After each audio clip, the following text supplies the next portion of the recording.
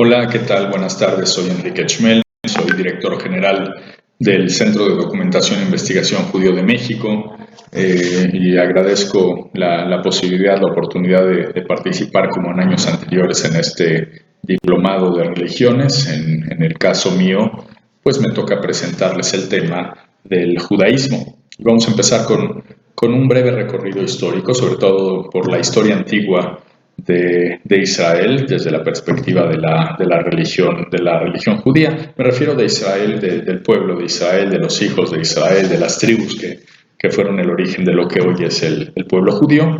Y esta es una historia que se remonta aproximadamente al siglo XIX, antes de la Era Común, la época que conocemos en el judaísmo como el periodo de los patriarcas, hace unos 3.800 años, que se origina cuando un personaje concretamente que, según relata la Biblia, no hay de este periodo pruebas fehacientes desde el punto de vista antropológico, pero bueno, según el relato de la Biblia, un personaje llamado Abraham es quien origina esta creencia confesional y es es la semilla de convertirse eventualmente en el pueblo judío. Es importante decir que esta época de los patriarcas no se caracteriza por la existencia propiamente ya de una religión judía o de un pueblo conformado, sino solamente de una serie de personajes que no profesaban necesariamente una religión concretamente o no pertenecían,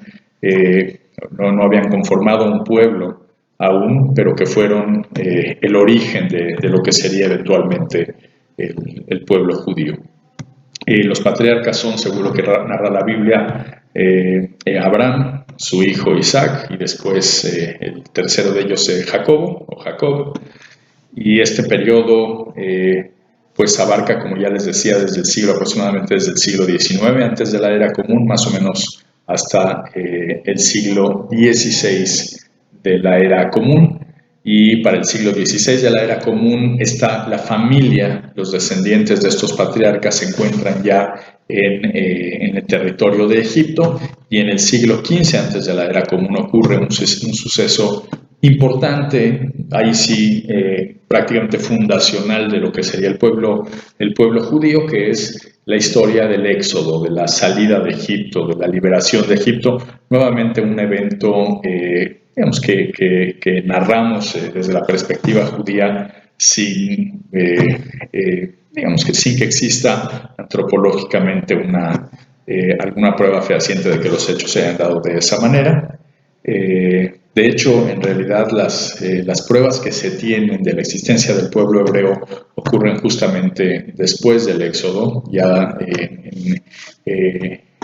una vez que se establecen en lo que sería el territorio de Canaán, salen de Egipto, de acuerdo con la creencia judía, reciben la Torá, de la que vamos a hablar más adelante, que es la Torá, reciben la revelación divina según la creencia judía, y posteriormente se establecen ya en un territorio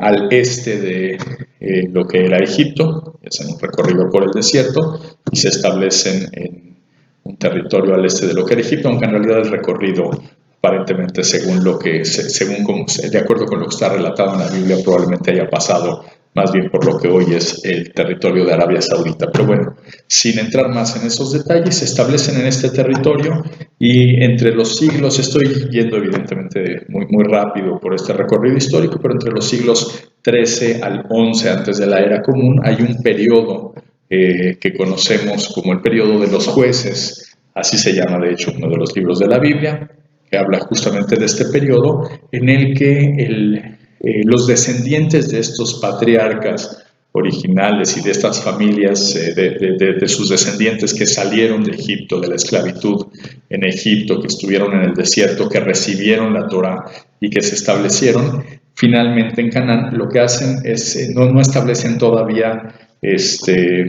un reino, lo más cercano de lo que podría hablarse en aquella época, sino que son una serie de tribus que están establecidas a lo largo del territorio, que se han de alguna manera dividido el territorio y y no están gobernadas de manera central por un gobernante central, ni está claramente delimitado el territorio. Simplemente estas tribus están asentadas en todo este territorio, 2 tribus al menos, 2 y media de ellas asentadas de hecho al este del río Jordán, y las demás entre el Jordán y el Mediterráneo. Y bueno, estas tribus finalmente se convierten en un reino, aproximadamente en el siglo XI, antes de la Era Común. Se convierten en un reino con los primeros reyes que ahora sí centralizan el poder de todas, gobiernan a todas estas tribus, las tribus, y es cuando podemos hablar ya del primer reino de Israel. Después de 3 reinados, para el 4º reinado hay una división entre reinos, es decir, este reino se divide en 2 reinos, el reino de Israel en el norte y el reino de Judea en el sur del territorio. Y después de algunas generaciones, entre los siglos, por ahí del siglo X, en el siglo X en realidad están establecidos apenas los 2 reinos. Ya en el siglo 8, 9 antes de la Era Común, viene una conquista del territorio de Israel. Siglo VII antes de la Era Común, una conquista del territorio de Israel en el norte a manos de los asirios. Los israelitas o los habitantes del reino de Israel son exiliados del territorio de acuerdo con la costumbre asiria, son desvinculados del territorio y se asimilan. No sé si alguna vez hayan escuchado todos los mitos que giran alrededor de las 10 tribus perdidas, pero son justo estas 10 tribus perdidas las que conformaban el reino de Israel, a las que se refieren todas las historias, por ejemplo la del río Sambatión, y si no, bueno, vale la pena ahí que le echen un ojo si tienen oportunidad. Pero bueno, son 10 tribus que se consideran hasta la fecha perdidas. No se sabe de cierto lo que ocurrió con ellas, de cuando en cuando aparece algún grupo en algún lugar del mundo que reivindica algún derecho como descendiente de alguna de estas 10 tribus, ¿no? Hace algunos años en la India, por ejemplo, un grupo que se hace llamar los descendientes de Menashe, que es una de estas 10 tribus, por ejemplo. Pero bueno, lo que sucedió con el otro reino, el del sur, el reino de Judá, es que fue conquistado por el imperio de Babilonia. La diferencia entre Babilonia y Asiria es que en el caso de Babilonia no acostumbraban el exilio absoluto de la población, sino, digamos que sí consideraban el exilio, pero el exilio se conformaba con las clases altas, gobernantes y sacerdotes del pueblo. Así que son llevados a Babilonia los sacerdotes, la clase gobernante, la nobleza, por decirlo de alguna manera, los descendientes de los reyes, y el resto de la población podía permanecer, parte de ella podía permanecer en el territorio de Judá. Entonces, este reino, conformado principalmente por 2 tribus, la tribu de Judá y la tribu de Benjamín, que además, por ser la principal de ellas, la tribu de Judá recibe el nombre del reino de Judá, permanece, sobrevive pese a la conquista y al exilio. Es la primera diáspora judía cuando son en el siglo VI antes de la Era Común llevados a Babilonia, los sacerdotes, los gobernantes del reino de Judá, y establecen la primera comunidad de la diáspora, una comunidad además que sobrevivió bastante más que el propio imperio de Babilonia. Por cientos de años existió la comunidad de Babilonia y se estableció en condiciones tales de supervivencia que a la fecha las comunidades judías en el mundo, incluyendo la comunidad judía de México, siguen el modelo, el ejemplo de lo que fue la comunidad judía de Babilonia, de la primera diáspora. Eso es en el siglo VI antes de la Era Común. Después de Babilonia, el imperio que sigue, que continúa después de Babilonia, es el imperio persa, y con los persas se da la oportunidad en determinado momento a los judíos, por eso el nombre son judíos, porque son los descendientes del reino de Judá. Son judíos porque descienden justamente de este reino de Judá y se les da la oportunidad de volver a la tierra de Judea durante, como les digo, cuando se encontraban bajo el dominio del imperio persa. Vienen después de Persia los griegos. y concretamente los grecosirios con los que se da una revuelta civil en Judea, donde vivían los judíos, y esta revuelta civil resulta en un nuevo y último periodo de independencia del reino de Judá.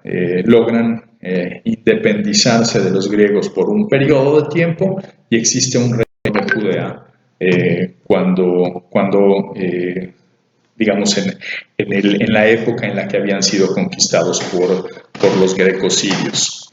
Hay reyes justamente, serán los últimos, y posteriormente ya bajo el dominio de los romanos son nuevamente exiliados.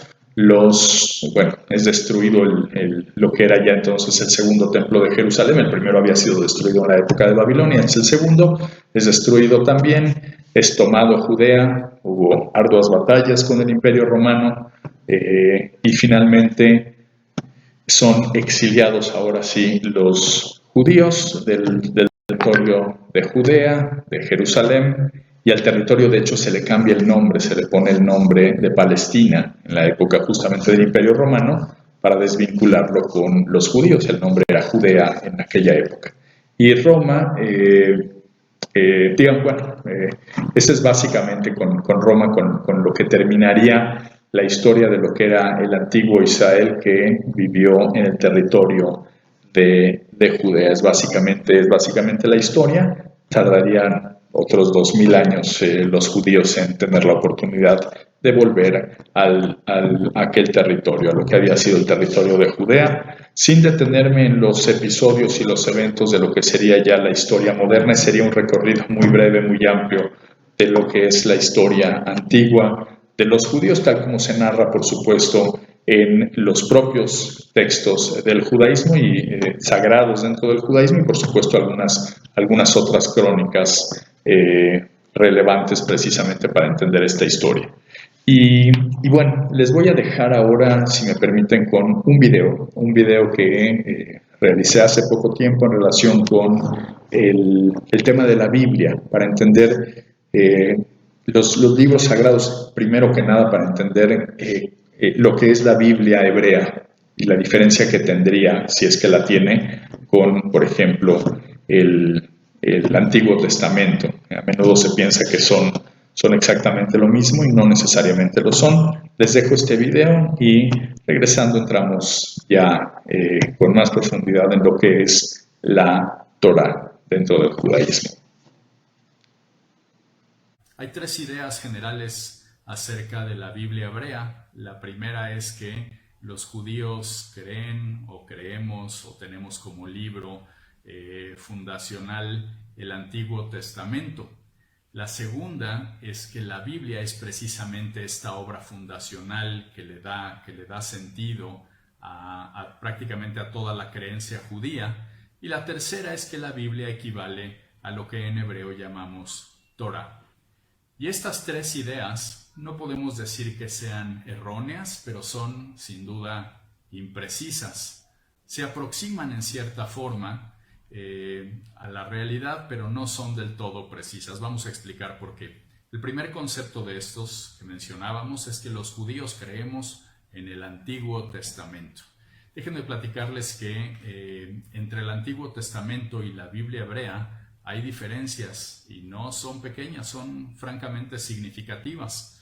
El tema es que cada religión que adoptó la Biblia fue estableciendo al paso de las generaciones su propio canon o su norma, los libros, los versículos, las ideas, el orden que tendría cada uno de ellos. Y el Antiguo Testamento a la postre no terminó siendo idéntico a la Biblia hebrea, en primer lugar, porque hay 7 libros del Antiguo Testamento que no están en la Biblia hebrea, que no forman parte de la tradición o de la creencia judía como parte de la Biblia. No quiere decir que todos estos libros sean del todo desechados o mal vistos, pero lo cierto es que no forman parte de la Biblia hebrea. Entre ellos se encuentran, por ejemplo, el libro de Tobías, el libro de Judith, el libro de Baruch.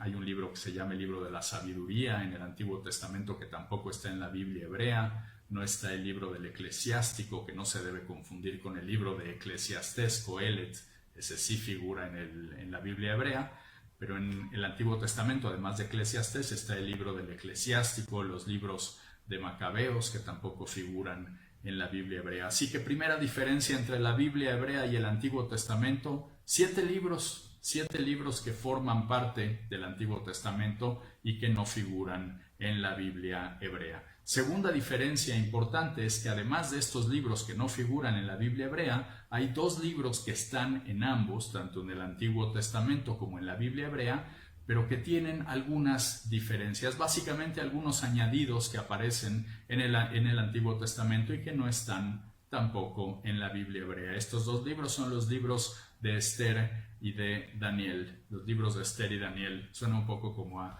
comedia romántica, Esther y Daniel, pero no, me refiero a los libros de la Biblia hebrea y del Antiguo Testamento. En estos libros hay algunos versículos que figuran en el Antiguo Testamento y no están en la Biblia hebrea. Tercera diferencia: el orden de los libros. El orden de los libros en el Antiguo Testamento y en la Biblia hebrea varían.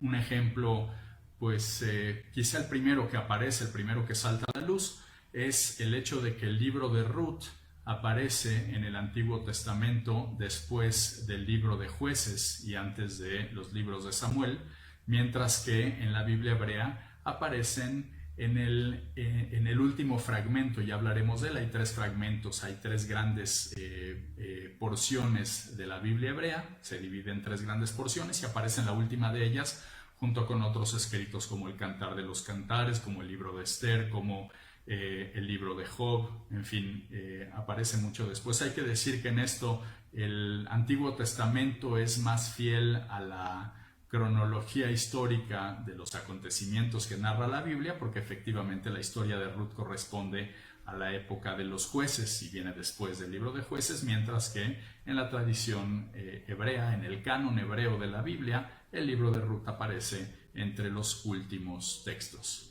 Y bueno, aunque no es una diferencia, hay que decir también que el término Antiguo Testamento se refiere a que hay un antiguo pacto y un nuevo pacto, y es un término claramente cristiano. Decir que los judíos creemos en el Antiguo Testamento sería tanto como asumir que cada judío acepta que hay 2 testamentos, pero solamente creemos en uno de ellos. Así que también emplear para el caso de la creencia judía, para el caso de la tradición, de la historia, incluso del bagaje cultural hebreo, emplear el término Antiguo Testamento es impreciso, porque para los judíos no hay un Antiguo y un Nuevo Testamento, sino solamente una Biblia hebrea. Así que vamos a llamarle con ese nombre, la Biblia hebrea. Bien, hemos hablado ya del primero de los puntos que planteamos, si los judíos creen o no en el Antiguo Testamento. Dijimos que no, las 3 razones, que son la diferencia entre los libros que aparecen en uno y otro, el orden de los libros y el hecho de que algunos libros tienen versículos que no aparecen en uno y sí en el otro. Además, por supuesto, de esto que mencionamos al final, el hecho de que decir Antiguo Testamento en el caso del judaísmo significaría asumir que existe un nuevo, cuando el judaísmo solamente reconoce un pacto y por lo tanto una Biblia. El segundo punto, vamos a juntarlo con el tercero. Dijimos, además de que los judíos creen en el Antiguo Testamento, decimos con frecuencia que la Biblia es la obra fundacional, característica, en la que se basa primordialmente la creencia confesional judía, las leyes y la principal obra con la que identificamos al judaísmo. Y segundo, que además esta Biblia es a lo que se llama en hebreo la Torá. Es un error traducir directamente la Biblia como Torá al hebreo, porque la Biblia está conformada, como ya decía yo, de acuerdo con la tradición judía, por 3 elementos. Básicamente son la parte de la Torá, que son los 5 primeros libros, la segunda parte, la parte de los profetas, en hebreo se dice Nevi'im, y en tercer lugar los escritos, donde aparece por ejemplo el libro de Ruth, entre otros, como el libro de Proverbios y el libro de Eclesiastés, etc. Estas 3 palabras, Torá, en hebreo, que significa la enseñanza, la instrucción, Nevi'im, profetas, y Ktubim, que significa los escritos, forman con sus iniciales un acrónimo que es la palabra en hebreo Tanaj, y es con ella con la que se denomina la Biblia. Si yo quiero traducir Biblia hebrea, la Biblia al hebreo, usar la palabra correcta, la palabra es Tanaj, que como les digo es el acrónimo de las palabras Torah, Nevi'im y Ktubim. Es la forma en la que se divide, de acuerdo con la tradición hebrea, la Biblia. La parte de la Torah, ahí sí, la Torah escrita tal cual, que son los 5 primeros libros, conocidos como los 5 libros de Moisés, o también en el cristianismo conocidos como el Pentateuco. A partir del libro de de Josué, antes de Jueces, los primeros 5 libros de la Torah son Génesis, Éxodo, Levítico, Números y Deuteronomio, que en hebreo son Bereshit, Shemot, Vaikra, Bamidbar y Dvarim. Los nombres son distintos, por cierto, en hebreo que en castellano.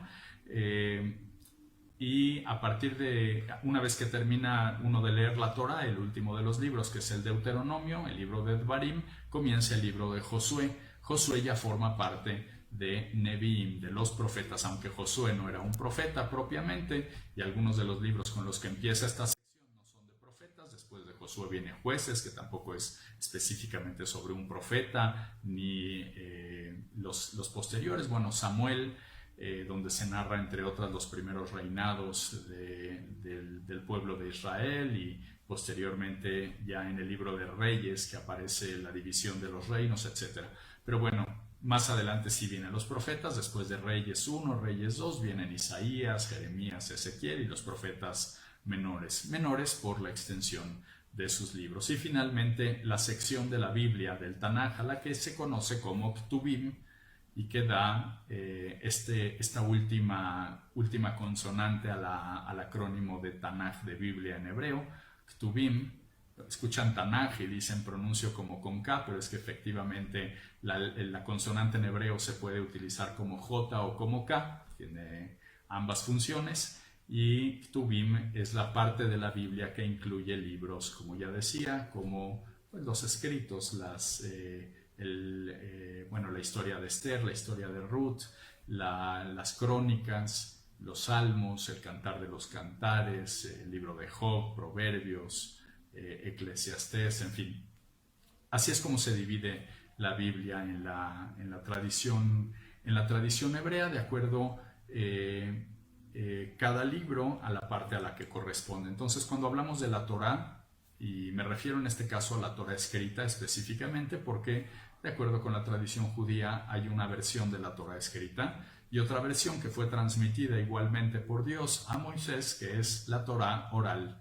Ese es un tema para otra plática. Pero cuando nos referimos concretamente a los libros de la Torá, no nos referimos a la Biblia en su totalidad, sino específicamente la Torá son los 5 primeros libros de la Biblia. Y bueno, con esto daríamos respuesta justamente a esta idea imprecisa acerca de que la Torá y la Biblia son sinónimos. La otra idea acerca de que la Biblia en general es la obra fundacional del pueblo judío, también es imprecisa en el sentido de que no tiene el mismo valor para la tradición judía, la Torá, que el resto de los libros de la Biblia. Para explicarlo rápidamente, la creencia judía considera que los 5 primeros libros, que son la Torá, fueron dictados directamente por Dios, mientras que el resto de los libros que conforman la Biblia en la tradición hebrea fueron libros escritos bajo según la creencia judía, alguna clase de inspiración divina, pero no dictados directamente, no contienen concretamente la ley y no son considerados igualmente libros fundacionales del pueblo, no de la misma manera que lo es efectivamente la Torá. Hay que decir, la obra por excelencia con la que uno podría identificar al judaísmo es la Torá, y su versión escrita son, repito, los 5 primeros libros de la Biblia, no el resto de los libros de la Biblia y no la Biblia en su totalidad. Ahora, ¿cómo es que llegamos a tener una Biblia conformada por estos libros? Porque estos libros no pertenecen a la misma época, no fueron escritos por la misma persona. Son finalmente un conjunto de libros escritos en distintas épocas por distintas personas que de pronto fueron agrupados en lo que ahora conocemos como el Tanaj, como la Biblia. Lo mismo sucede en realidad con la Biblia en la perspectiva del cristianismo. Son distintos libros que fueron agrupados. Esto es a lo que llamamos el canon hebreo. El canon hebreo en realidad es el canon jerosolimitano. Déjenme explicarles. Hay varias etapas en la historia en la que se fueron tomando decisiones acerca de qué libros incorporar y qué libros desechar con respecto a la Biblia, en el caso de la historia del pueblo hebreo y concretamente de la historia de la Biblia hebrea, de cómo van a conformar, con qué libros van a conformar la Biblia hebrea. Solamente quiero referirme a dos etapas históricas que son relevantes para entender cómo quedó conformada la Biblia tal como la conocemos en la actualidad, cómo llegamos a tener la Biblia hebrea que tenemos actualmente, el Tanaj. Estas dos etapas, la primera de ellas se remonta al siglo II de la Era Común, segundo siglo de la Era Común, cuando, de acuerdo con la tradición judía, un grupo de rabinos que habían salido tras la destrucción del Templo de Jerusalén en el año 70 de la Era Común por el Imperio Romano, salieron de Jerusalén y se establecieron en una ciudad relativamente cercana, por lo menos hoy día es algo cercana, que se llama Yavne. Y en esta ciudad establecieron eventualmente un colegio rabínico de importancia. Eran rabinos de renombre de la época, insisto, que habían salido de Jerusalén tras la destrucción, el exilio de Jerusalén, la posterior destrucción del templo en el año 70, y para el segundo siglo ya de la Era Común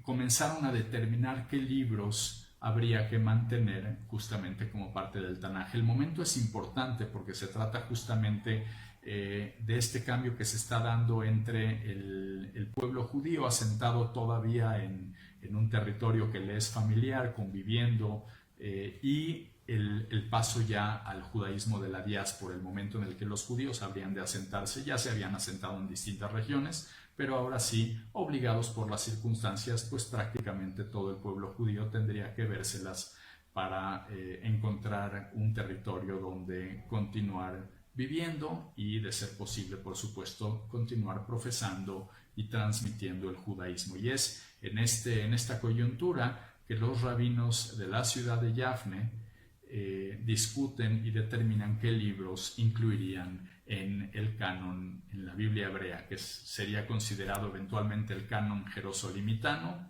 Ya dijimos que eran rabinos que habían salido justamente de Jerusalén, o palestinense, porque el territorio adquirió justamente los romanos establecieron el título de Palestina al territorio, y este sería el canon que transmitirían para conservarse en los distintos rincones del mundo al que llegaran los judíos. Y así fue como se estableció el canon que se mantiene hasta el día de hoy de los libros que permanecen. Hay una paradoja aquí porque los libros que incluyeron los denominaron los libros protocanónicos, o los del canon primario o primero, mientras que los libros que desecharon y que habían formado parte del canon, algunos de ellos 400 años antes, en otro episodio histórico que es la época de la Septuaginta, fueron denominados los libros deuterocanónicos. Es extraño que hayan puesto deuterocanónicos, que significa como los segundos, los del canon segundo o secundario, a los libros que 400 años antes, en términos cronológicos, eran anteriores, habían sido considerados como parte del canon, incluyendo algunos de los libros que forman parte del Antiguo Testamento y que mencionamos que no son de la Biblia hebrea. Entonces, si 400 años antes algunos rabinos consideraron que estos libros eran parte de la Biblia, ahora, en el siglo II de la Era Común, los rabinos decidieron, en algunos de estos casos, desechar los libros y decir: estos son libros deuterocanónicos secundarios, no son parte del canon primario. Y así es como se determinó, qué libros conformarían la Biblia hasta nuestros días, la Biblia hebrea, el Tanaj. Se habla siempre de los 24 libros de la Biblia hebrea, tema también interesante, porque si cualquiera que ojee una Biblia hebrea, un Tanaj, traducida o no, encontrará en realidad que no hay 24 libros, sino 39.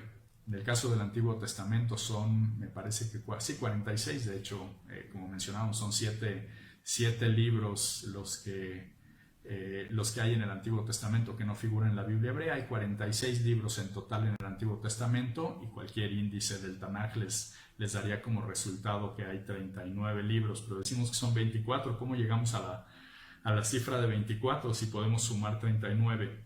Lo que sucede es que en el canon jerosolimitano y en realidad en la tradición hebrea hay varios libros que hoy en día figuran separados, y de hecho eso sí es por influencia del Antiguo Testamento y quizá alguna facilidad en su estudio, en su lectura. Algunos, de hecho, los capítulos también fueron incorporados del Antiguo Testamento y no corresponden con las porciones que se lee dentro del judaísmo, pero estas divisiones no existen en el canon genuino de la Biblia hebrea. Por ejemplo, nosotros tenemos Samuel 1 y Samuel 2 también en hebreo, Shmuel Aleph y Shmuel Bet. Sin embargo, el libro de Samuel es considerado en la Biblia hebrea como uno solo. Lo mismo sucede con Melahim, con los libros de Reyes. Reyes 1 y Reyes 2 son un solo libro. Igual con los libros de Crónicas, las Crónicas también, que son 1 y 2, en la Biblia hebrea originalmente constituían un solo libro y se sigue contando como un solo libro. Dirán, bueno, pero solamente son 3 casos aquí, ¿no? Samuel, Reyes, Crónicas. ¿Qué pasa con los demás? Pasamos de 24 a 39. Los demás, la diferencia reside en el hecho de que los profetas menores también son considerados un solo libro. Se le conoce como el libro de los 12 porque son 12 profetas, y dado que los textos son breves, todos están unidos en la Biblia hebrea como un solo libro, son considerados como un solo libro. Así que en el mismo libro están Jonás y Joel y Miqueas y Osea y Amós. No sé si se acuerden de algún otro. Estoy pensando cuál más. Hagai, Ageo. Bueno, estos profetas, los 12 profetas menores, son un solo libro. Así es como se llega a la cantidad de 24. Siempre decimos que el Tanaj tiene 24 libros, insisto, pero en la cuenta en realidad lo que encontramos son 39 libros. Y bueno, decía yo que iba a mencionar 2 etapas históricas. Ya mencionamos la primera, que fue la de los rabinos de Yavne, que establecieron el canon jerosolimitano. Pero la Biblia no se quedó tal cual, ¿sí? Es decir, los libros que incorporaron son esos, el orden también, pero había un pequeño problema. Lo habría en realidad hasta nuestros días si no hubiera sucedido algo en el episodio que voy a narrar a continuación. La Biblia, que está escrita en hebreo antiguo, en hebreo bíblico, no tiene vocales, porque el hebreo, de hecho, el abecedario, el alfabeto hebreo no tiene vocales, no cuenta con vocales, solamente con consonantes. Además, escribieron todo el texto como acostumbraban, como habituaban, y dado que todos eran conocedores de él, de manera, voy a decir, corrida, seguidas las letras y las palabras. No había separación entre párrafos ni entre frases, y algunos dicen que incluso entre las palabras. Imagínense, era como una gigantesca sopa de letras aquella Biblia.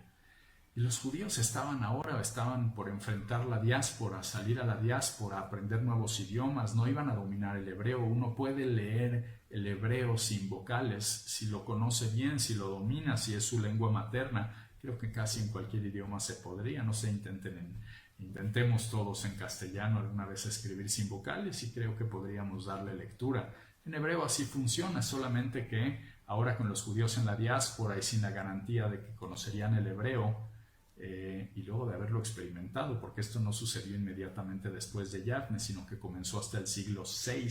Del siglo VI al siglo X de la era común hubo un grupo numeroso de copistas, de rabinos especializados en la transmisión de la Torá. Y aquí la palabra transmisión es importante porque los conocemos como los masoretas, y viene del término masar, que es transmitir en hebreo. La idea era transmitir genuinamente el texto, y para transmitirlo bien hacía falta que lo entendieran, que fuera inteligible para todos los judíos, en este caso, que vivieran en la diáspora y que quizá no tuvieran acceso o no tuvieran un conocimiento amplio del hebreo.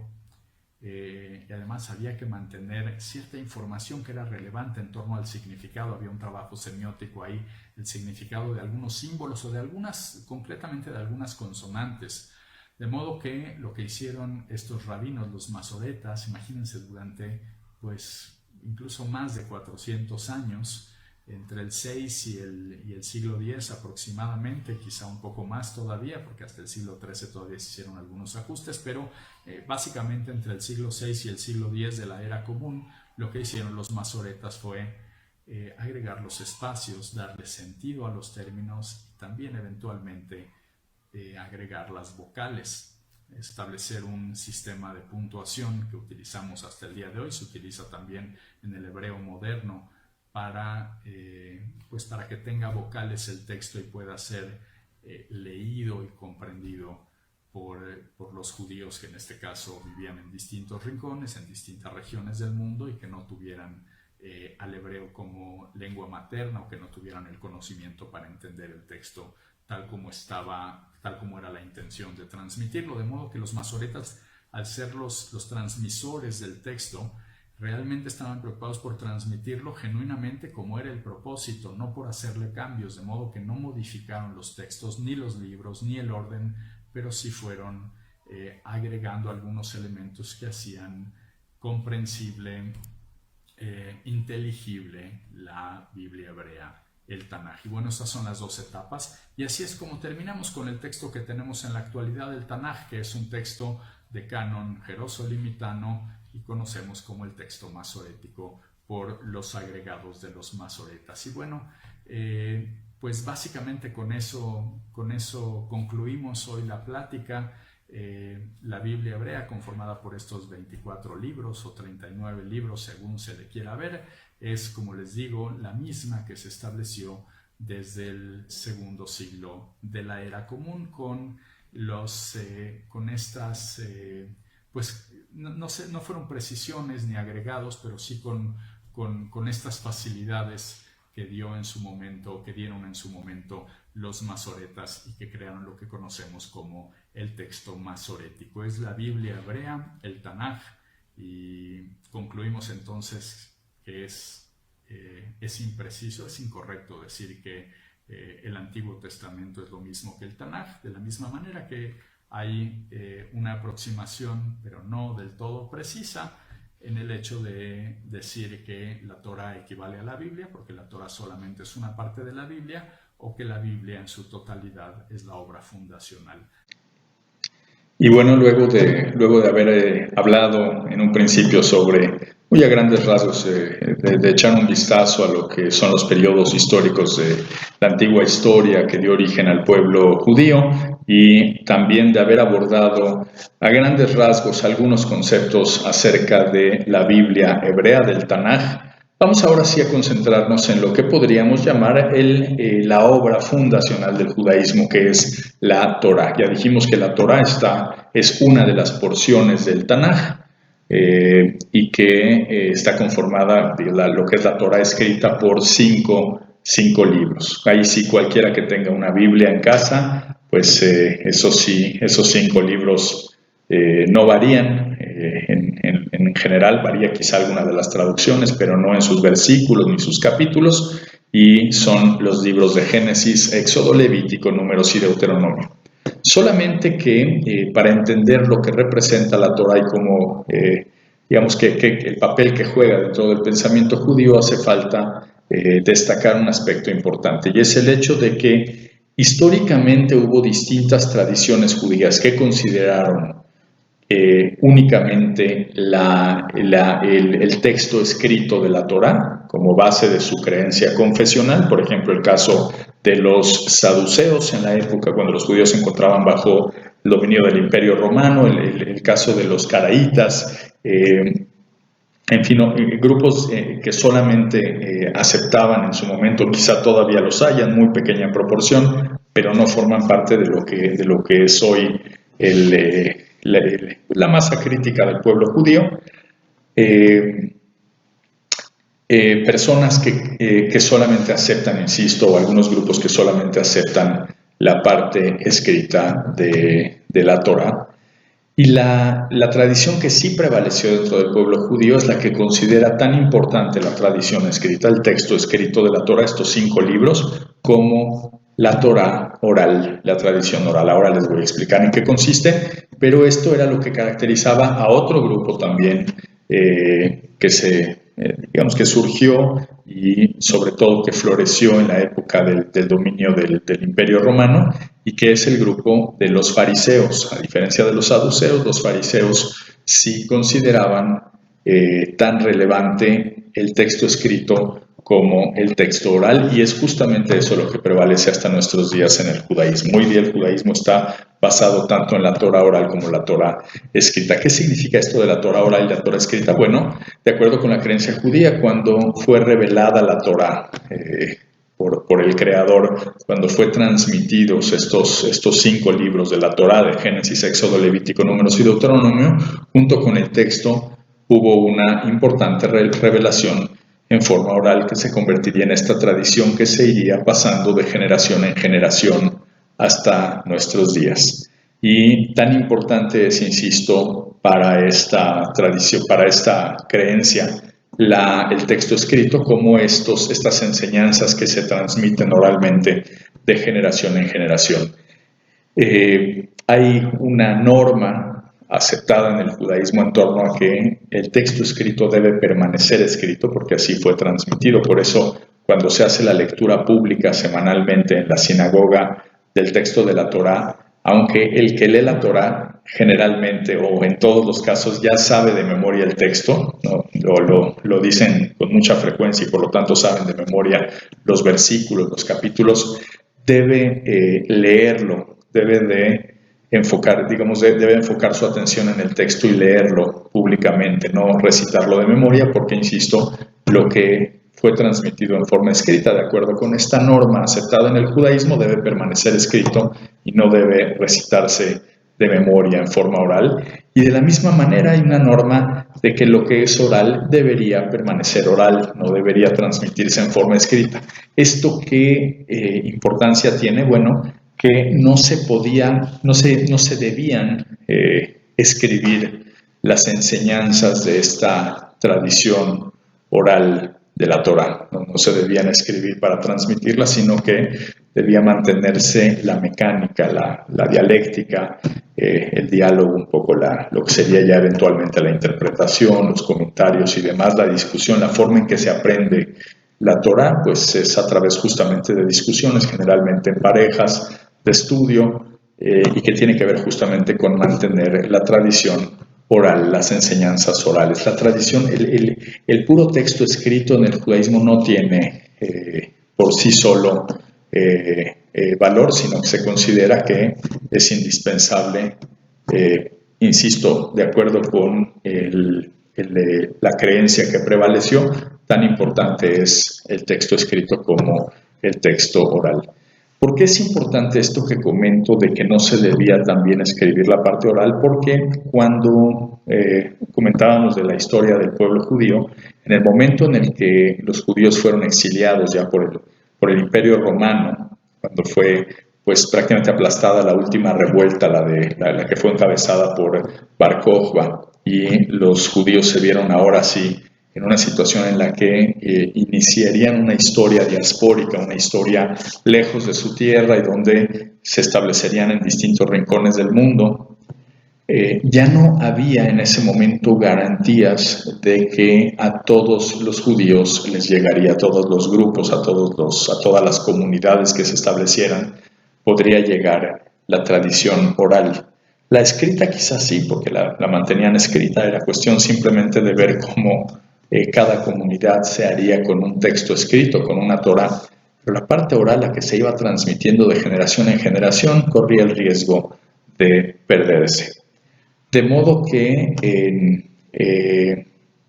en ese momento, bueno, tras el exilio ya, en los siglos siguientes al exilio romano, vienen periodos en los que se compilan las tradiciones en 2 grandes obras del judaísmo que se sumaron a la Torah. La primera es la Mishnah, que tiene justamente las enseñanzas de los tanaítas, de los sabios de aquella época y algunas de las discusiones, y posteriormente, después de esta obra que es la Mishnah, viene la Gemara, que hay una versión que fue hecha en Babilonia y otra en Jerusalén. Curiosamente, la que tiene peso, la que tiene hasta el día de hoy, la que manda de estas es la de Babilonia, y la Gemara son discusiones alrededor de los tratados que se abordaron en la Mishnah. Es una forma, digamos, ampliada del comentario, con mayor discusión. No contradice a la Mishnah, pero lo amplía significativamente. La Mishnah son 6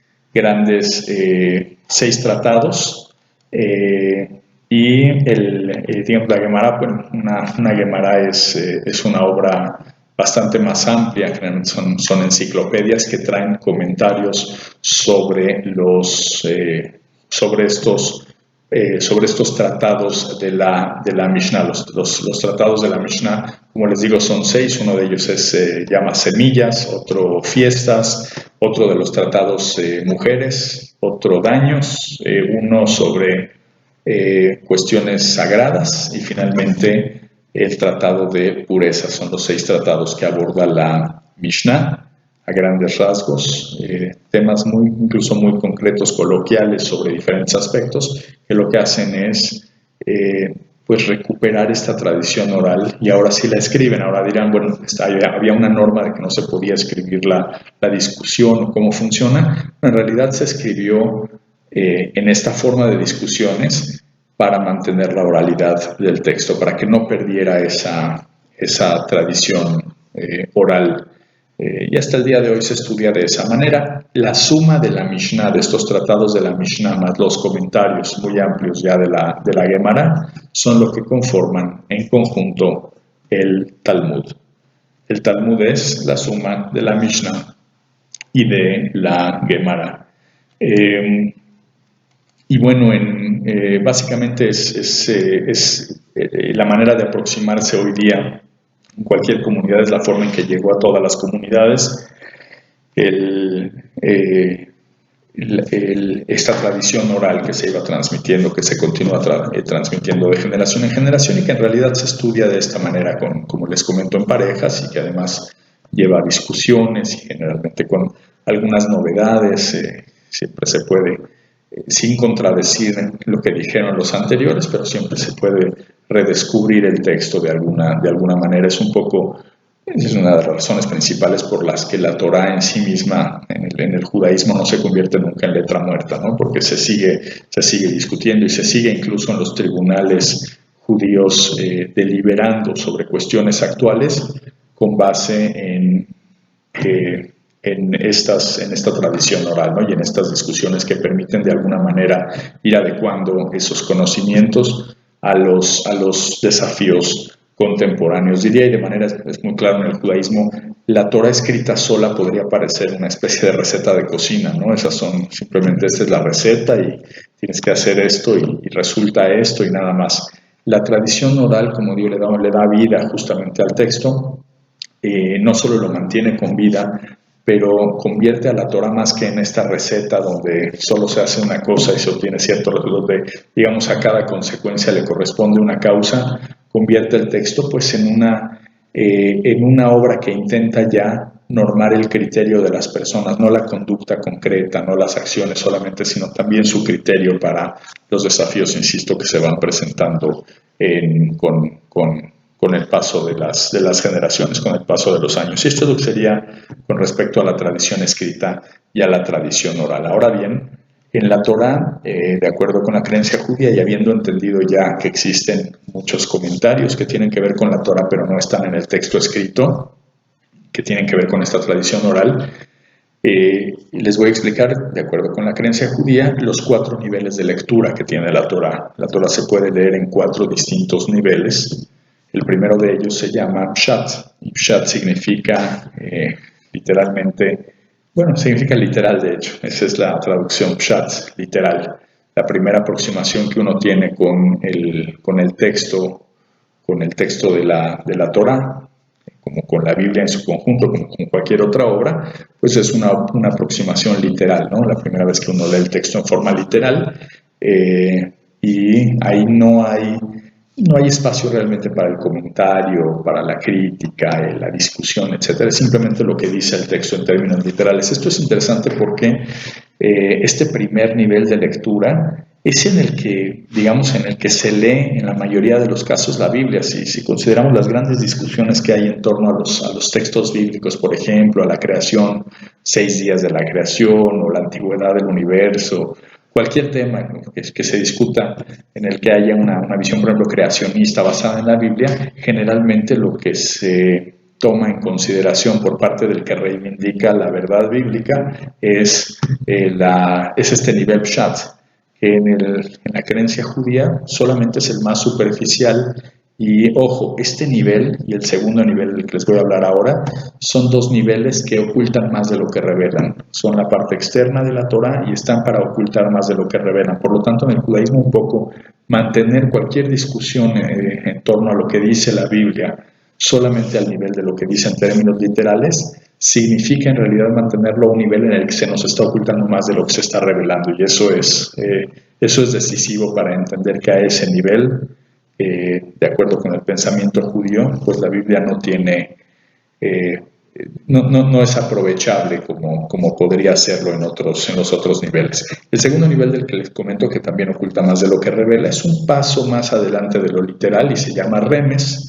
En hebreo significa, remes es insinuación, ¿no? Sugerencia, es lo que la Biblia de alguna manera insinúa con lo que dice, un poco por ahí las lecciones que se pueden obtener a grandes rasgos, y algunos sí, por supuesto, algunas interpretaciones, algunas ideas que están sugeridas en el texto, precisamente, digamos, en el texto literal es el paso que continúa, ¿no? La moraleja del cuento, por ejemplo, ¿no?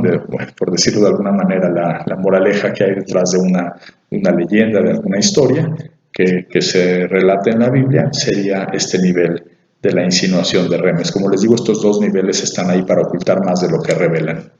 Viene el tercer nivel de lectura de la Torah, de acuerdo con el judaísmo, que se llama drash. Drash viene del verbo en hebreo lidrosh, que significa exprimir o exigir. La exigencia es lidrosh.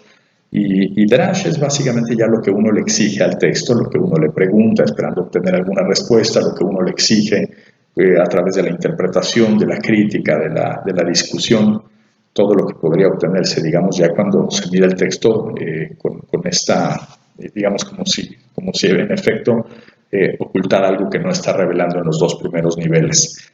Además, los dos primeros niveles son niveles de lectura que se consideran pasivos. Uno obtiene del texto solamente lo que el texto ofrece, mientras que ya el nivel de drash ya es un nivel activo de lectura, ¿no? Donde es uno el que le exige al texto, uno obtiene en la medida en que uno le exige al texto, ¿no? Uno intenta extraer del texto estos comentarios, estas discusiones, etc. Y en drash es donde se encuentra en buena medida parte de la tradición oral y las discusiones y los comentarios que hay sobre cada aspecto. Uno puede de verdad leer cada versículo, casi cada palabra de la Biblia, y tiene bastantes interpretaciones en el judaísmo que forman parte de drash, justamente del lidrosh. Quizás sea el nivel de lectura que más personas en la ortodoxia judía, en el que más se empeña el judaísmo, ¿no? El que más trabajo da a los ortodoxos. El último nivel de lectura se conoce como sod, que en hebreo significa secreto. Sí, tiene un poco como de secreción, un poco de confidencialidad. Es básicamente el nivel místico de la lectura. Es el nivel en el que se encuentra, si habrán escuchado, por ejemplo, la Kabbalah. La Kabbalah es básicamente la que se encuentra en este cuarto y último nivel de lectura de la Torah, que es sod. En conjunto, estas 4 niveles de lectura, pshat, remes, drash y sod, forman la palabra pardes, que significa como jardín, que alude un poco al jardín del Edén.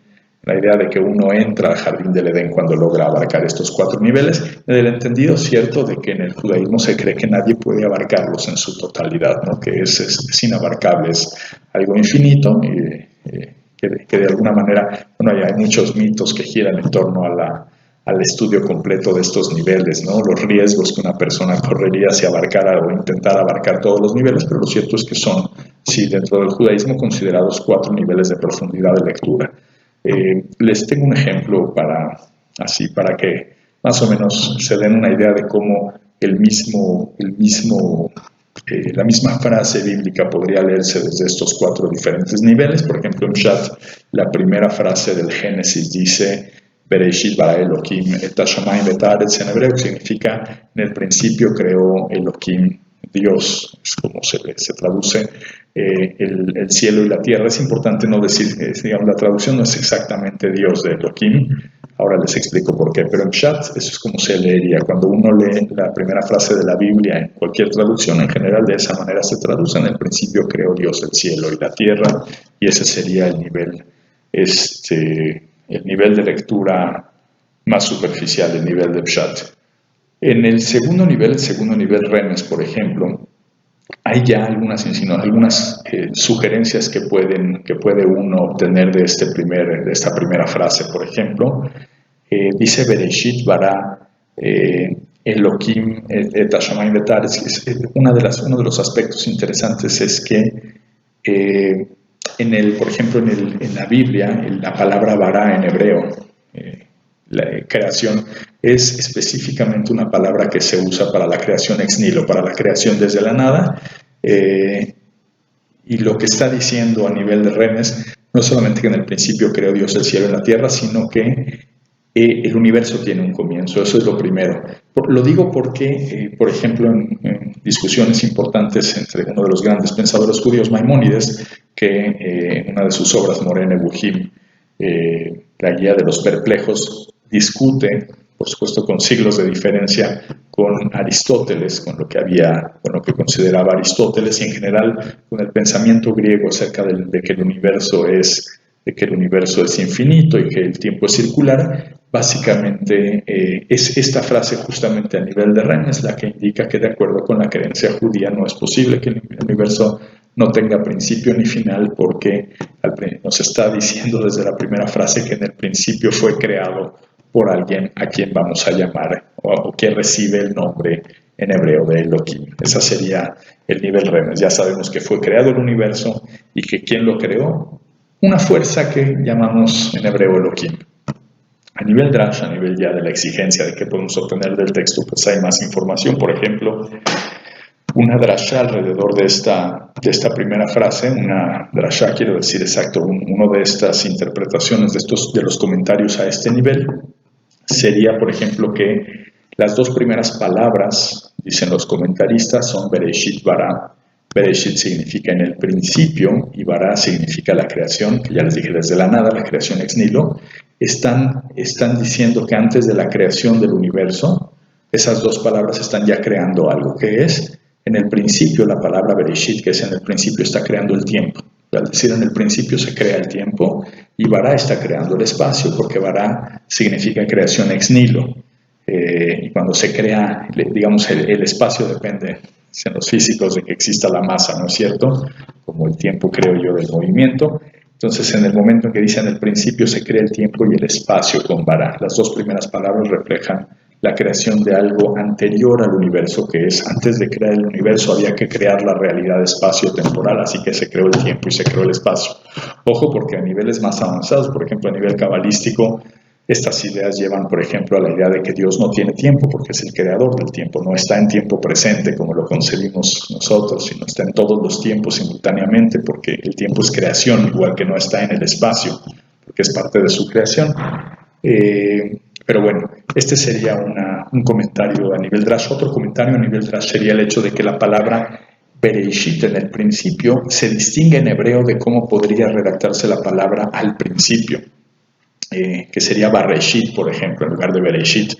La diferencia entre decir lo que ocurrió en el principio y lo que ocurrió al principio, dice uno de los grandes comentaristas en el judaísmo a este nivel de drash, es que la Biblia nos está estableciendo que todo esto fue creado en el principio, pero no está estableciendo un orden cronológico para la creación. Si dijera que esto fue creado al principio, estaría diciendo lo que fue creado primero, segundo, tercero, etc. Pero dice, pese a que está dividido en estos 6 días de la creación, La palabra Bereshit dice en el principio, significa, en términos del pensamiento judío, que todo esto que va a redactar en el Génesis, que nos va a narrar en el Génesis, fue creado en el principio, pero que no está ahí para decirnos cómo lo creó o en qué orden lo creó, sino simplemente para decirnos que fue creado, que alguien lo creó. ¿Ok? Y a nivel ya, el último nivel, nivel de Sod, nivel místico del judaísmo, ¿cómo podríamos leer esta frase? Bueno, hay una serie de discusiones sobre todo lo que implica esta frase. Por ejemplo, un aspecto cabalístico importante de la primera frase de la Biblia es el hecho de que la frase empieza con la palabra Bereshit y Bereshit empieza con la segunda letra del abecedario hebreo. Esto es importante en el judaísmo porque se considera que si es en efecto el principio de todo, tendría que iniciar con la letra Aleph, con la A, y no con la B, no con la Bet, que es la segunda letra del abecedario, por lo que según la mística judía se creería que no necesariamente es el primer universo creado, que podríamos ser algo más adelante. También además la forma de la letra tiene relevancia para los cabalistas, porque es una letra que está cerrada en todos sus extremos, excepto en el extremo que da hacia adelante. En otras palabras, es una letra que dice que no se puede saber lo que hay atrás del principio, ni arriba ni abajo, sino solamente lo que hay a partir de ahí, a partir del principio en el que fue creado el cielo y la tierra. Otro aspecto cabalístico, por ejemplo, sobre esta primera frase, es una discusión muy interesante, gramatical, acerca de cuál es el sujeto, gramatical y mística, filosófica en el judaísmo, acerca de cuál es el sujeto de la frase Bereshit bara Elohim et hashamayim betaretz, porque dice, si lo vemos, en el principio creó Elohim, el cielo y la tierra, y ahí la Kabbalah nos dice que la Biblia está poniendo en duda también el constructo humano de Dios, la forma en que el imaginario de Dios o la forma en que nosotros concebimos a Dios. Es decir, de ahí en adelante le vamos a llamar a Dios Elohim, que significa además una palabra en plural, significa las fuerzas, decimos la unicidad absoluta, sin embargo la palabra está en plural.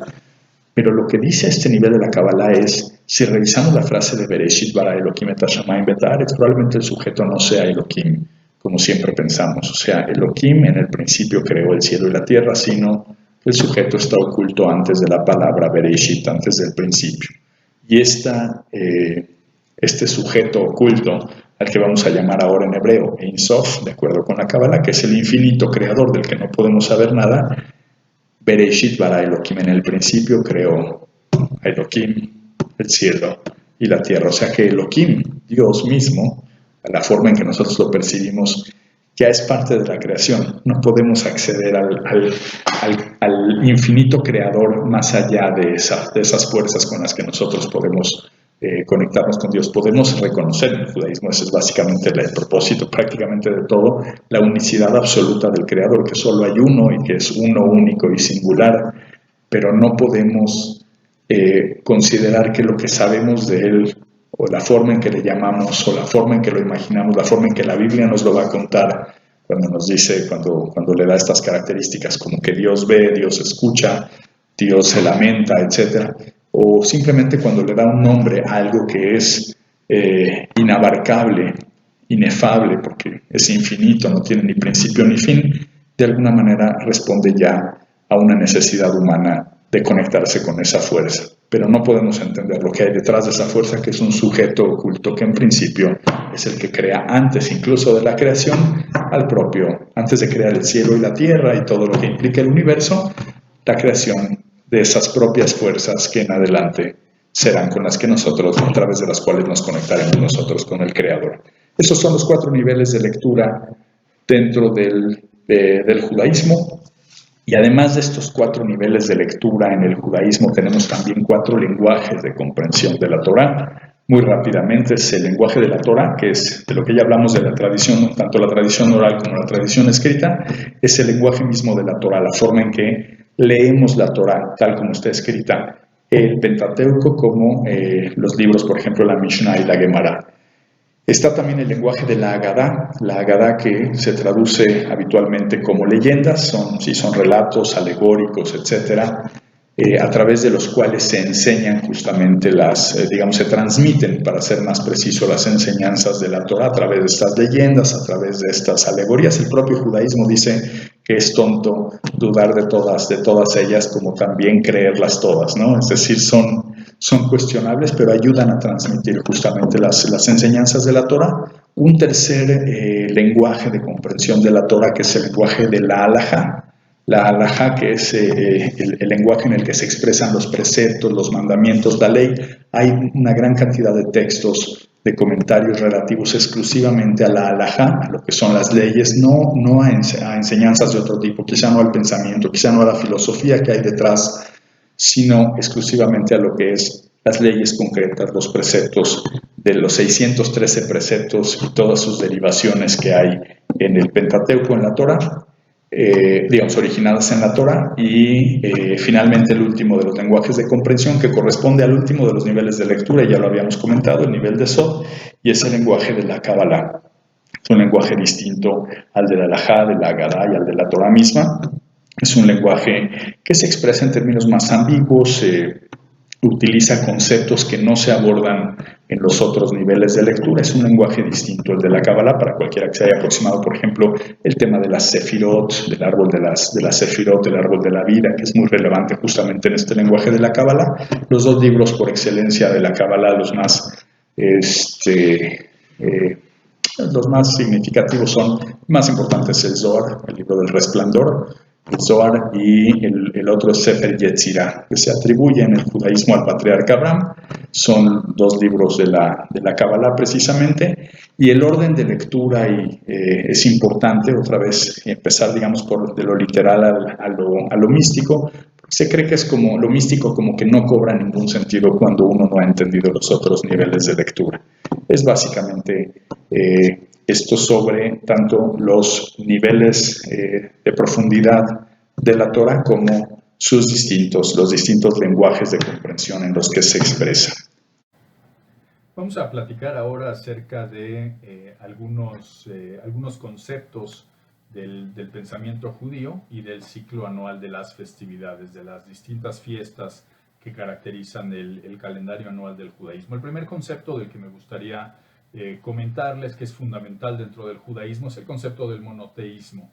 Es muy frecuente dentro de la creencia judía, de alguna manera pensar o digamos, creer que el judaísmo fue innovador desde el punto de vista confesional en cuanto al monoteísmo, ¿no? Como si los primeros monoteístas fueran justamente quienes dan origen al judaísmo. Pero es en los propios textos judíos en donde se resuelve este tema, explicando que en realidad monoteístas pues han acompañado prácticamente a todos los tiempos en distintas culturas. Han habido monoteístas. El judaísmo no es el pionero necesariamente en el pensamiento monoteísta, y que lo que dicen los textos judíos es que lo que distinguiría de alguna manera el monoteísmo judío de otros monoteísmos contemporáneos es el hecho de que es un monoteísmo que está vinculado directamente con la visión filosófica y ética del mundo, de la creación. En el caso del judaísmo, lo voy a explicar de esta manera. El monoteísmo judío se basa en tres conceptos dentro de dentro de toda la estructura del pensamiento hebreo, que son, en hebreo se dice Had, Yahid y Meyuhad, la idea de que Dios es uno, la idea de que Dios es único y la idea de que Dios es singular. Parecen sinónimos en realidad, pero dentro del judaísmo hay un gran desarrollo acerca de estos tres distintos conceptos. Uno, la idea de la unicidad absoluta de Dios, de que Dios es uno solo, hay un solo creador. La idea de que es único en cuanto a que existen otras fuerzas creadas por esta unicidad absoluta, pero ninguna de ellas ni pone, digamos, ni significan una amenaza en ningún caso para el creador, ni de alguna manera se vale de ellas para algún aspecto de la creación, sino que es absolutamente único.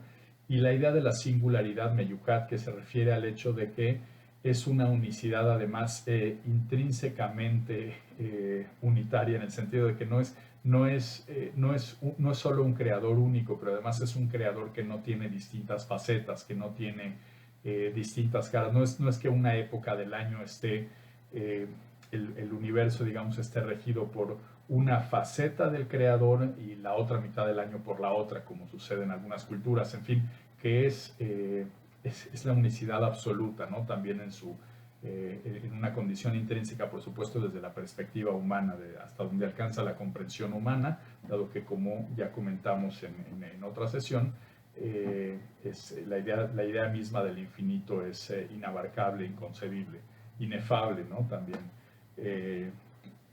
Pero bueno, esta es como la idea en general de lo que implica el monoteísmo dentro del judaísmo y cómo se liga con el pensamiento, cómo se liga con la ética. Bueno, fundamentalmente con la idea de que el creador es único y de esa unicidad absoluta se deriva la verdad, una verdad que está más allá del alcance en este caso, de la humanidad, por ejemplo, ¿no? Una verdad que es más compleja por ejemplo, que la lógica aristotélica o digo, mucho más compleja que la verdad a la que podemos acceder, que puede acceder la humanidad. Esa es en la visión del pensamiento judío, por ejemplo.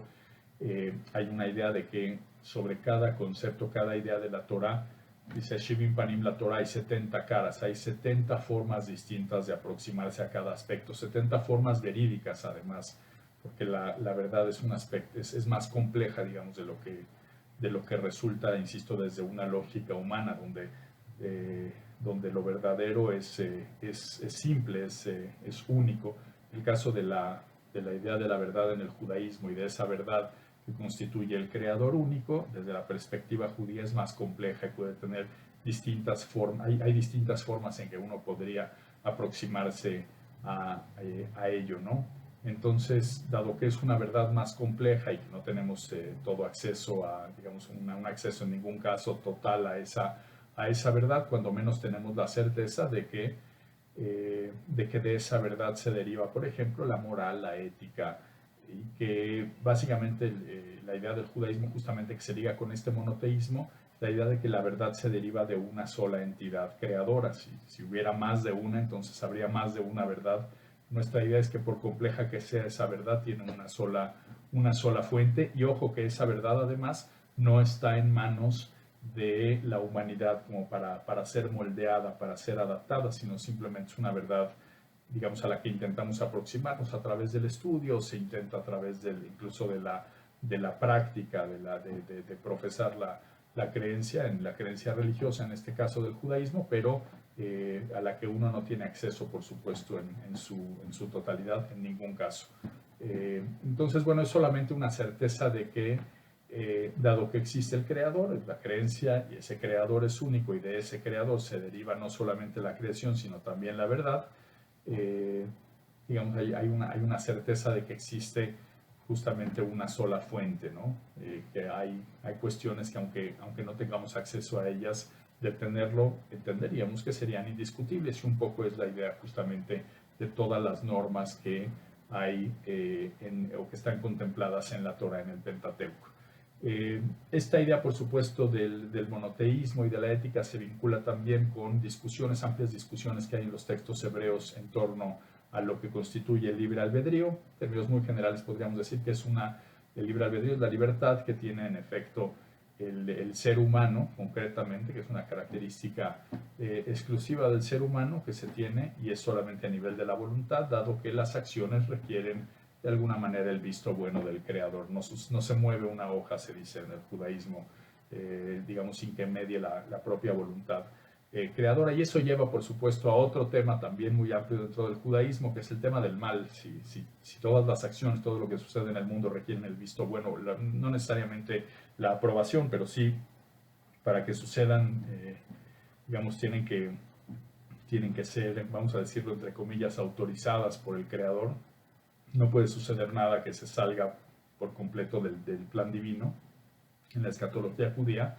Entonces, toda la idea del mal se resuelve dentro del judaísmo. Todo lo que podemos pensar que sucede de mal en el mundo, en el judaísmo se ve en realidad como un bien mal entendido, que tiene que ver con la idea de que no podemos ver la película completa, y que, no sé si estoy siendo muy claro en este sentido, pero es básicamente como que el mal no es una desviación necesariamente de la creación, sino que el mundo fue creado deliberadamente con algunas algunas carencias, digamos, esta serie de cuestiones, porque una de las funciones precisamente de la humanidad es la reparación del mundo, y ese es el concepto de Tikkun Olam, el perfeccionamiento del mundo, la reparación del mundo. Ese es otro de los conceptos importantes dentro del pensamiento judío, que son acciones que llevan a reparar lo que deliberadamente fue creado, digamos, como imperfecto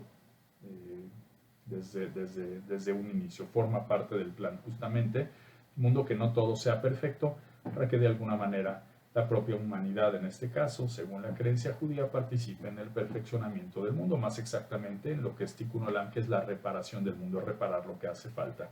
La idea del tiempo en el judaísmo, francamente interesante para entrar justamente en el ciclo de las festividades, creo yo que es un aspecto que distingue particularmente al judaísmo, porque a diferencia de creencias que tienen como una visión muy lineal del tiempo, y en la mayoría de los casos se considera que el judaísmo también tiene una visión lineal del tiempo, y en contraste también con otras que tienen esta visión cíclica del tiempo, como en el caso de los griegos. En el pensamiento judío en realidad hay una combinación entre la visión cíclica y la visión lineal, porque el tiempo se concibe desde el punto de vista geométrico como una espiral, la espiral del tiempo. ¿En qué consiste la espiral del tiempo? Bueno, cuando pensamos en el tiempo lineal tendríamos que pensar, por ejemplo, una línea del tiempo. Y el problema, alguna vez no sé si leyeron un ensayo, parece que viene al principio, de La insoportable levedad del ser, de Milan Kundera, donde habla justamente sobre este contraste entre el tiempo lineal y cíclico, y explica justamente sobre cómo los acontecimientos en un tiempo absolutamente lineal se vuelven exageradamente leves, ¿no? No tienen una levedad pues casi total, porque uno puede considerar que un evento magno que sucedió este año o que sucedió en los últimos 100 años pues tiene un gran peso, significa algo importante, pero dentro de 10.000 millones de años, en un tiempo absolutamente lineal, ese punto queda completamente perdido en el tiempo, no tiene mayor relevancia. Sucede lo contrario con el tiempo cíclico, donde todos los eventos tienen una pesadez exacerbada, considerando que se repiten una y otra vez hasta el cansancio, ¿no? Hasta el evento más pequeño. Ya no hablemos, como hablábamos en el tiempo lineal, un evento catastrófico que pierde su significado, pierde su importancia después de 10.000 millones de años. Ahora pensemos en un evento, no sé, como simplemente golpearse la rodilla en un momento dado, pero eso se va a repetir hasta el infinito una y otra vez, y entonces hasta el evento más pequeño cobra una carga demasiado pesada, ¿no? Ahora imagínense, por supuesto, en un evento de otra magnitud. Entonces, bueno, la visión en el judaísmo en realidad es que el tiempo transcurre como una espiral, es decir, imagínense una espiral tal cual, es van, digamos, desarrollándose los acontecimientos en forma circular, pero avanzando un círculo por arriba del siguiente, del anterior, y cada uno de estos círculos constituye un año en el calendario hebreo.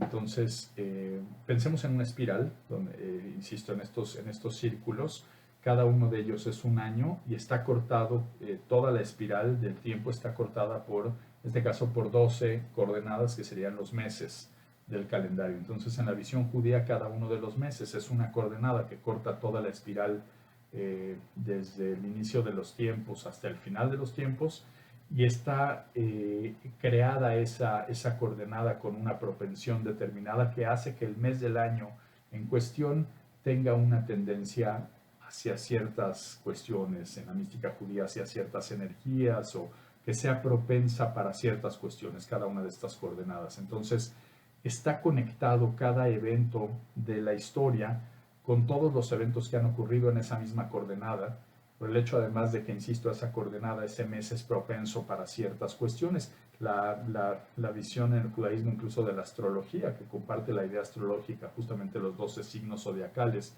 tiene que ver justamente con la idea de que por ejemplo, uno nace cuando el mundo es propenso en esa coordenada tiene esa tendencia, esa propensión determinada. Por ejemplo, hay un mes del calendario hebreo que es propenso para la felicidad, para la alegría, y ese es el mes de Adar, y transcurre, de hecho, la fiesta más alegre del calendario en ese mes, pero no según el judaísmo, porque es esa fiesta, los sucesos que se recuerdan en esa fiesta, que son muy alegres, hayan convertido a ese mes en un mes alegre, sino porque el mes fue creado con propensión hacia la alegría y solamente ahí podía ocurrir un evento como el que se celebra en esa fiesta. No sé si me explico, es básicamente la idea de que no es que las fiestas le den un sentido a la temporada, sino que es esa temporada creada con esa tendencia en particular la que permite que suceda un acontecimiento. Por ejemplo, el caso del éxodo de Egipto, que se celebra en el mes de Nisan. Se considera que ese mes es creado desde el inicio con una propensión hacia el tema, el valor de la libertad, y por lo tanto la fiesta de la libertad justo sucedió el evento y se celebra cada año precisamente en el mes propenso para la libertad. Y así cada uno de los meses hay un mes más propenso para la tristeza, otro que tiene que ver más con el tema de lo sobrenatural y con la cuestión de la educación. Cada uno de los meses tiene su propia característica. Como les digo, entonces una espiral de alguna manera atravesada por todas estas coordenadas que son los 12 meses, cada uno de ellos con cierta propensión. Y así es como pasamos ahora a lo que es el ciclo anual de las festividades judías, el primer mes del calendario. Bueno, también ahí tendríamos una discusión porque hay diferentes años nuevos en el calendario hebreo. Hay un año nuevo que es el que se celebra, un año nuevo individual, que lo que celebra es la creación del primer hombre, de la humanidad. Hay otro año nuevo que es el año nuevo como del pueblo hebreo, que celebra a partir justamente del éxodo de Egipto el inicio del pueblo de Israel, etc. Hay un año nuevo de los árboles también, en fin. Pero bueno, hablando en términos, digamos, de el año nuevo individual, sería en el mes de Tishrei, que es el primer mes del calendario hebreo. Insisto, desde esta perspectiva. Y lo que quisiera comentarles sobre esto es que los meses hebreos coinciden con los meses del calendario gregoriano, no exactamente los días no coinciden exactamente, van variando, pero nunca se mueve el calendario hebreo con respecto al gregoriano a lo largo de todo el año, como sucedería, por ejemplo, en el Islam, donde sí, dado que el calendario es lunar, se va moviendo la festividad del Ramadán a lo largo de todo el año. En el caso del judaísmo, en cambio, es un calendario que combina lo solar y lo lunar, muy cercano en algunos aspectos justamente al Islam y en otros aspectos cercano al calendario gregoriano, lo que permite, por ejemplo, que lo que hace coincidir, por ejemplo, el mes de Tishrei siempre con los meses de septiembre y octubre. Y es de hecho el mes que representa en el judaísmo el signo justamente de la libra, igual que en el calendario gregoriano sería entre septiembre y octubre, y ese es el mes de Tishrei. No se va moviendo a otros meses, nunca Tishrei termina cayendo en noviembre, en diciembre o en agosto, cae siempre entre septiembre y octubre, pero no empieza necesariamente el día 20 de septiembre o 25 de septiembre, sino que va variando, un año empieza, porque como les digo, el año se rige por el sol, los meses se rigen por la luna. Esa es la razón por la que se combina el calendario solar con el calendario lunar. Entonces el mes de Tishrei, que ocurre entre septiembre y octubre, tiene la fiesta del Año Nuevo, los primeros 2 días, la fiesta del Año Nuevo, Rosh Hashanah. Hay otras 3 festividades importantes en en realidad 4 festividades importantes en la fiesta de Tishrei. 10 días después del Año Nuevo judío ocurre la fiesta más importante del calendario hebreo, que es el Yom Kippur, el día de la expiación, el día del perdón. Después viene la fiesta de Sukkot, una fiesta de las cabañas que recuerda la época en que el pueblo de Israel vivía en el desierto y habitaba en unas cabañas. Es una fiesta dedicada sobre todo a la naturaleza, la fiesta de Sukkot. Se acostumbra construir, como les digo, una cabaña con aspectos muy naturales, realmente cubierta en el techo con hojas de palma que permitan ver el cielo y dormir ahí, de ser posible durante una semana, vivir en la naturaleza, la intemperie, saliéndose un poco de la protección de los muros, ¿no? y recordando lo que ha sido la vida, pues en este caso concretamente del pueblo de Israel en el desierto.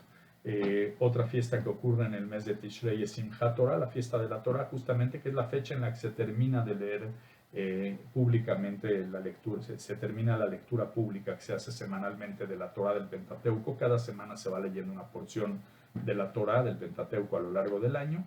se lee ciertos días, los lunes, los jueves y los sábados en la sinagoga, y esa es justo la festividad en la que se termina de leer el último versículo, los últimos capítulos, los últimos versículos del Pentateuco, y en esa fiesta se acostumbra a empezar también a leerla nuevamente, con la idea justamente de que también la Torah tiene un significado cíclico, que la Torah no es lineal, que no empieza y termina con una lectura, sino que hay que volver siempre al inicio.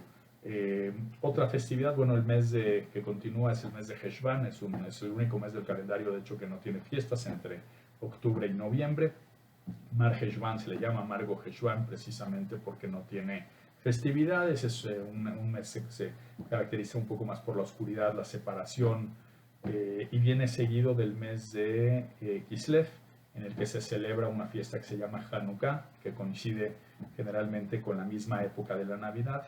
Entre diciembre y enero es el mes de Heshvan, el mes de Kislev, es entre noviembre y diciembre, pero bueno, la fiesta de Hanukkah es a finales del mes de Kislev, y como les digo, coincide muchas veces con Navidad, a veces incluso justamente en Navidad se celebra la fiesta de Hanukkah. Durante 8 días se encienden velas, es una fiesta más íntima, más que tiene que ver con el hogar, con la educación, una fiesta interesante que recuerda eventos que ocurrieron al pueblo judío cuando se encontraba bajo el dominio del Imperio griego, y es una fiesta de mucha carga desde el punto de vista filosófico, porque es el enfrentamiento con la cultura griega, la idea de que para los griegos, por ejemplo, imperaba el culto al físico, y para el pueblo judío, que se enfrentó a ellos filosóficamente y militarmente, era la defensa del culto al intelecto, a la parte del conocimiento, de los libros, de la transmisión. Lo mismo que otras cuestiones muy importantes que enfrentan a la filosofía griega con la judía. Es interesante porque además es una fiesta que lo que recuerda en principio no es la guerra contra los griegos, sino una guerra civil en que los propios judíos, tan embelesados como el resto de las culturas por la belleza, por lo atractivo que era la cultura griega, habían iniciado un proceso de helenización. Entonces lo que se recuerda es realmente un evento en el que los judíos, o un grupo de judíos, se enfrentaron a otros judíos que se habían helenizado, y que de alguna manera se estaba perdiendo el pensamiento judío en pos de lo que era entonces el helenismo. Después de la fiesta de Hanukkah, la que continuaría sería en Kislev Tevet, en el mes de Shvat, ahora sí entre enero y febrero, la fiesta de Tu B'Shvat, el año nuevo de los árboles, una fiesta dedicada, pues, como dice su nombre, a los árboles, al tema de la ecología. Es una fiesta en la que se acostumbra, es interesante porque la época no es de cosecha en lo absoluto, pero es de siembra, tiene que ver un poco con la idea del potencial que hay en las semillas, y esa es la fiesta de Tu B'Shvat, la fiesta de los árboles. Después de Shvat tendríamos la fiesta de Purim, la fiesta más alegre del calendario, ya les comentaba yo, en el mes de Adar. Es una fiesta que recuerda eventos que acontecieron en la época en que los judíos se encontraban bajo el dominio del Imperio Persa, en una ciudad de Shushan, donde enfrentaron una amenaza de exterminio al pueblo judío, y finalmente se salvaron. Es una fiesta también muy interesante, la fiesta de Purim, muy alegre. Entre los preceptos de la fiesta de Purim, pues está la fiesta, disfrazarse, celebrar un banquete, mucho alcohol. Hay parte de la celebración de Purim es justamente, tomar alcohol, dice incluso el precepto, hasta que uno no pueda reconocer entre el bueno y el malo de la historia. Y bueno, también muy importante como precepto es la lectura del libro de Esther, que es justamente el que relata en la Biblia los eventos que se celebran en la fiesta de Purim, la fiesta, insisto, más alegre del calendario, considerada también, junto con Yom Kippur, una de las 2 fiestas más importantes de todo el año. Y bueno, viene una fiesta muy significativa, el origen del pueblo, en el mes de Nisan, que es la fiesta de Pesach, la Pascua judía, celebra la salida del pueblo de Israel de la esclavitud en Egipto. En el mes de Nisan se celebra esta fiesta. Durante una semana no se acostumbra comer ni tener en casa nada, ni luego hacer una limpieza exhaustiva para no tener durante esos días nada que tenga levadura. No se puede comer pan, tomaten una cerveza. Es una fiesta con muchas restricciones alimenticias. Muy importante también, por supuesto, en el calendario judío, la fiesta de Pesaj, la Pascua judía. Es la Pascua en realidad, además, porque la última cena de Jesús, por ejemplo, era una cena justamente de Pesaj, una cena de la Pascua, con el pan ácimo, con tal como la llevamos, bueno, en el judaísmo se lleva a cabo hasta nuestros días. Está más adelante la fiesta de Shavuot, es la que ocurrió, la fiesta más reciente a esta época del año, una fiesta que celebra la entrega de la Torá, que concretamente el evento es la entrega de los 10 mandamientos. Es el día en que se entregaron los 10 mandamientos, que eran un poquito como el corazón de lo que sería la entrega de la Torá, de todo el Pentateuco, la entrega de las tablas de la ley, y esa es la fiesta de Shavuot. Entre la fiesta de Pesaj, de la salida de Egipto, y de Shavuot, transcurre una cuenta de 50 días que se llaman los días del Omer, que se van contando uno tras otro, y cada uno de ellos tiene una implicación mística, de reflexión, que lleva de la libertad física que implica la fiesta de Pesaj, la liberación de Egipto, a la libertad espiritual que implica la recepción de la ley en la fiesta de Shavuot. Una fiesta más adelante, un poco más adelante, se conmemora, porque no se celebra, una fiesta más bien triste, que es Tisha B'Av, que es una fecha en el mes de Av en que se recuerdan pues las mayores catástrofes acontecidas al pueblo judío. Concretamente ese es justo el día Tisha B'Av, el 9 del mes de Av.